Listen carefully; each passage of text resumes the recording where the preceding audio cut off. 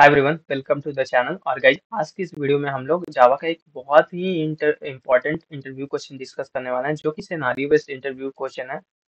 लगभग मैंने 15 plus time मैंने इंटरव्यू दिए, जिसमें से 6 to 7 टाइम्स ये इंटरव्यू क्वेश्चन मेरे से पूछे गए थे।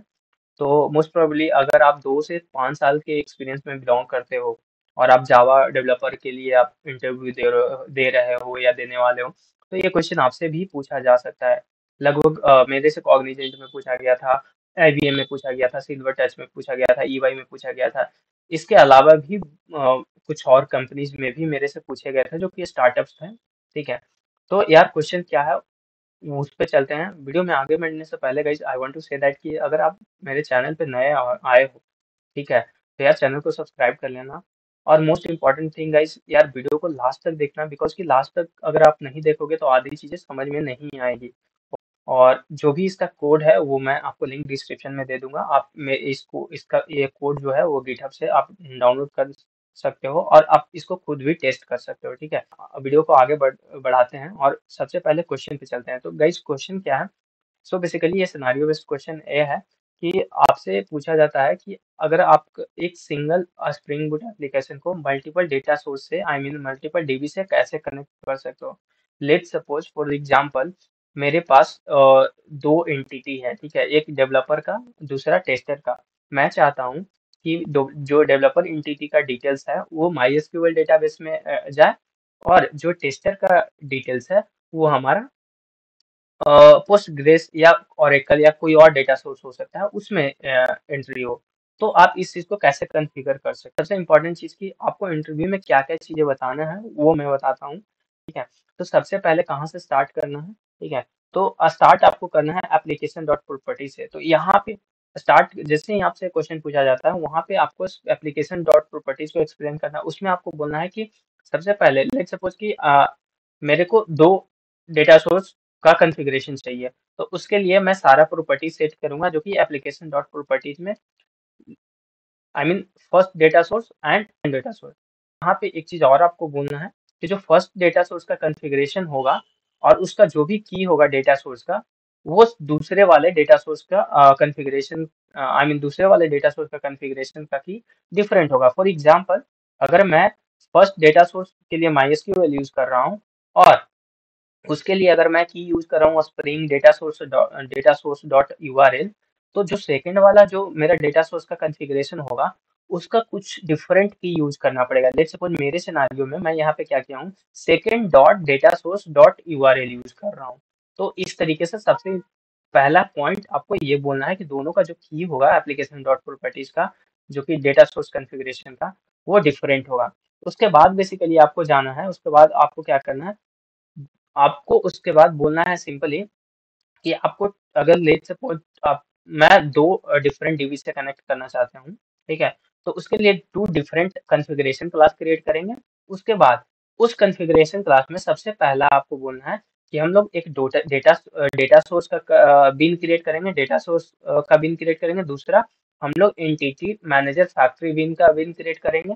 एंड थर्ड, ट्रांजेक्शन मैनेजर का हमें यूज करना पड़े। ये तीन चीजें आपको बोलना ही बोलना है। ठीक है, डेटा सोर्स, दूसरा एंटिटी मैनेजर फैक्ट्री फैक्ट्री बिन, थर्ड ट्रांजेक्शन मैनेजर। अगर ये तीन चीजें बोल देते हो तो वो बंदा समझ जाएगा कि इस बंदे को, चलो ये इस पे काम किया है, इसको आता है चीजें।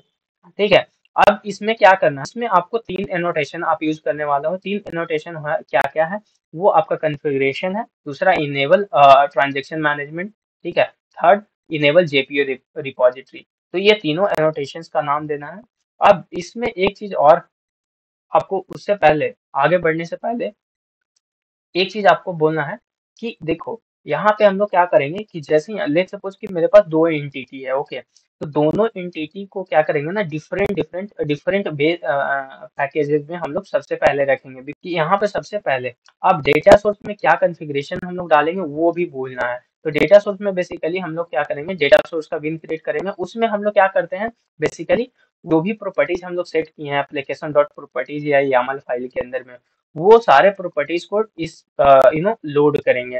लोड करेंगे और यहाँ से डेटा सोर्स सिंपली रिटर्न करेंगे। ये डेटा सोर्स में क्रिएट करेंगे। दूसरा चीज हमें एंटिटी मैनेजर फैक्ट्री बिन, ठीक है, उसका बिन क्रिएट करना, उसमें हम लोग क्या कॉन्फ़िगरेशन देंगे, उसमें बेसिकली हम लोग हाइबरनेट का जो भी अगर हाइबरनेट यूज कर रहे हैं तो हाइबरनेट का जो भी कॉन्फ़िगरेशन रिक्वायर्ड होता है, ठीक है, लेट्स सपोज उसका डायलेक्ट रिक्वायर्ड होता है, इसके अलावा आप कोई और कॉन्फ़िगरेशन डालना चाहते हो, और माई केस मैं जो भी एसक्यूएल क्वेरी एग्जीक्यूट होगा हाइबरनेट का यूज करके, आई मीन एसक्यूएल, वो उसको मैं शो करवाना चाहता हूँ, तो वो सारा कॉन्फ़िगरेशन हम लोग इसमें डालते हैं। तो उसके लिए हम लोग क्या यूज करते हैं, और मोस्ट इंपॉर्टेंट चीज जो कि मैंने आपको बोला कि देखो यहाँ पे बेसिकली हम क्या करते हैं, एंटिटी मैनेजर फैक्ट्री बीन के अंदर ही हम लोग सेट करते हैं कि हमें कौन सा पैकेज को स्कैन करना है बिन क्रिएट करने के लिए। तो सिंपली अगर आप देखोगे, देखो एक चीज अगर आपको याद रहे, तो local container entity manager factory bean भी आप बोल सकते हो कि क्योंकि इसका बिन क्रिएट करना है,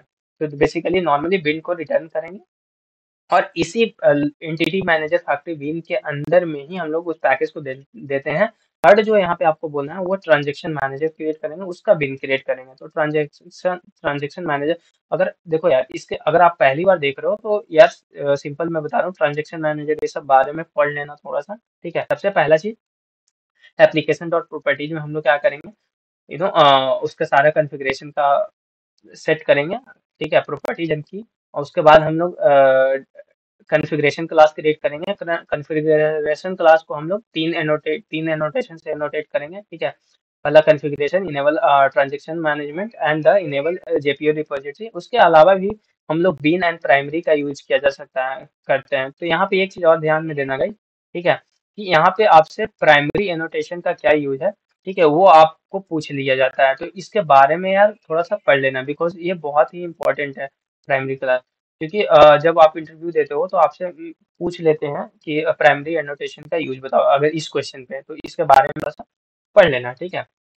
दूसरी चीज, यहाँ पे जैसे पैकेज वगैरह दे दिए, ठीक है, यहाँ से ट्रांजेक्शन वगैरह क्रिएट कर लिया, उसके बाद क्या करना है, सेकंड सिमिलरली क्या करना है आपको, सेकंड पोस्टग्रेस एसक्यूएल के लिए, पोस्टग्रेस के लिए, आई मीन डिफरेंट डीबी के लिए, उसके लिए डिफरेंट पैकेज बनाना है। उसी पैकेज में सारा उसका कॉन्फ़िगरेशन, कंट्रोलर और जो भी एंटिटी वगैरह होगा, उसका रिपोजिटरी होगा और सर्विस क्लास होगा, जो भी चीजें रिक्वायर्ड है वो सारा उस पर्टिकुलर पैकेज के अंदर में डालेंगे। तो अगर आप इस पैकेज के अंदर में भी देखोगे तो यहाँ पे भी मैं सिंपली क्या कर रखा हूँ, वही सेम चीजें यूज कर रखा हूँ, बट यहाँ पे इनेबल जेपीओ रिपोजिटरी के अंदर में आपको वो बेस पैकेज प्रोवाइड करना पड़ता है, ठीक है। तो यहाँ पे बेस पैकेज आप ये चीजें बता देना कि इनेबल जेपीई रिपोजिटरी के अंदर में हम लोग बेस पैकेज प्रोवाइड करते हैं, that's why we created different packages for it. तो यहाँ पे ये रिक्वायर्ड होता है। तो ये सारी चीजें एक्सप्लेन कर देना है, बस इतना ही आप एक्सप्लेन करना, दैट्स इनफ हो जाता है एक इंटरव्यू के लिए, और इससे ज्यादा आपसे कुछ एक्सपेक्ट भी नहीं लोग करता है। इसके अलावा गाइस अगर आप देखोगे यहाँ पे, तो मैं इस कोड को आपको रन करके दिखा देता हूँ कि कैसे वर्क करता है कोड। तो गाइस यहाँ पे अगर आप देखोगे तो मैं पोस्टग्रे एसक्यूएल ओपन कर रखा हूँ, यहाँ पे मैं रिफ्रेश करता हूँ तो यहाँ पे देखो मेरे पास कोई टेबल क्रिएटेड नहीं है। सेकंड मैं माई एसक्यूएल वर्कबेंच यूज कर रहा हूँ, तो यहाँ पे भी मैं दिखा देता हूँ एग्जीक्यूट करके सो टेबल, तो यहाँ पे भी देखोगे कोई टेबल क्रिएटेड नहीं है। उससे पहले मैं थोड़ा सा आपको बता देता हूँ कि ये मेरा एपीआई किस चीज़ के लिए है। तो बेसिकली मैं क्या किया हूँ, सिंपली मैं दो एपीआई क्रिएट किया हूँ, आई मीन नॉट दो एपीआई, दो एंटिटी है मेरे पास।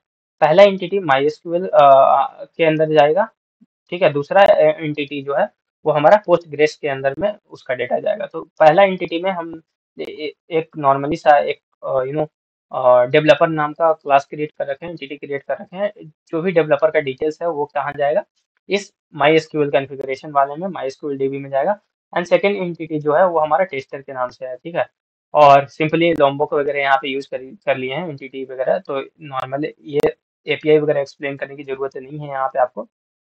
तो गाइस अभी इसको मैं रन करता हूँ, देखते हैं, और रन करने के बाद मैं आपको दिखाता हूँ कि कैसे मेरा जो डीबी का जो कॉन्फ़िगरेशन है वो सही है कि नहीं, और मेरा जो पैकेज है, आई मीन जो टेस्टर का डीबी है वो पोस्टग्रेस में जाता है कि नहीं, और जो हमारा डेवलपर का डेवलपर एंटिटी का डिटेल्स है वो माई में जाता है कि नहीं।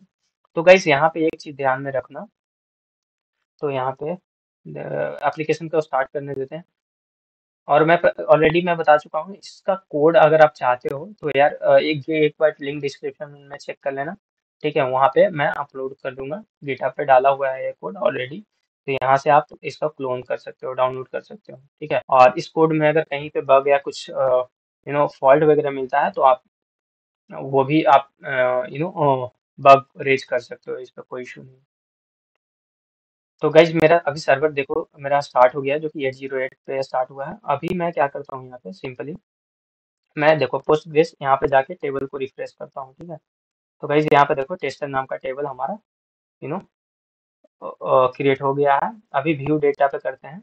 भाई देखो अभी मेरे पास कोई डेटा नहीं है, क्योंकि जस्ट अभी प्रोजेक्ट स्टार्ट हुआ है, तो मेरे पास कोई डेटा नहीं होना चाहिए। सो गाइज यहाँ पे देख सकते हो लोड हो रहा है। हाँ देखो यहाँ पे कोई डेटा नहीं है। सिमिलरली माई में चलते हैं, यहाँ पे भी सो टेबल्स पे क्लिक करते हैं। सो डेवलपर नाम का जो टेबल है वो क्रिएट हो चुका है। हम select all from the developer करते हैं तो नो डेटा है।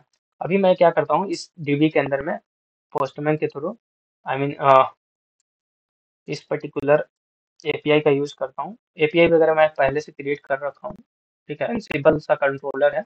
अगर आप देखोगे तो डेवलपर का कंट्रोलर में जाओगे यहाँ पे, तो ये सारा बेसिक्स रिक्वेस्ट मैपिंग वगैरह का यूज करके डिटेल्स फेच करना और गेट मैपिंग बेसिक सा क्रड ऑपरेशन है, ठीक है। तो आप एक देख लेना यहाँ से। तो यहाँ पे सबसे पहले मैं क्या करूँगा, यहाँ पे डेटा को इंसर्ट करूँगा। Let it load. एपीआई वगैरह का भी डिटेल्स आपको यहाँ पे स्प्रिंग गिटहब पे भी मिल जाएगा, जैसे आप देख सकते हो यहाँ पे। अगर आपको गेट ऑल डेवलपर्स करना है, आई मीन ऑल डेवलपर्स को लोड करना है, तो आपको सिंपल API/API/developers फेच करना है, ठीक है। तो गाइस यहाँ पे मैं ऑलरेडी क्रिएट कर रखा हूँ, कई बार मैंने टेस्ट कर रखा है। तो सबसे पहले मैं यहाँ पे गेट ऑल डेवलपर्स को एग्जीक्यूट करता हूँ। तो यहाँ पे देखो मेरे पास जीरो डेटा आना चाहिए, जीरो डेटा है, ठीक है। अभी मैं इसके अंदर एक नया डेवलपर ऐड करता हूँ, ऐड अ न्यू डेवलपर। तो नेम और प्रोजेक्ट, ठीक है, ये ऐड हो चुका है।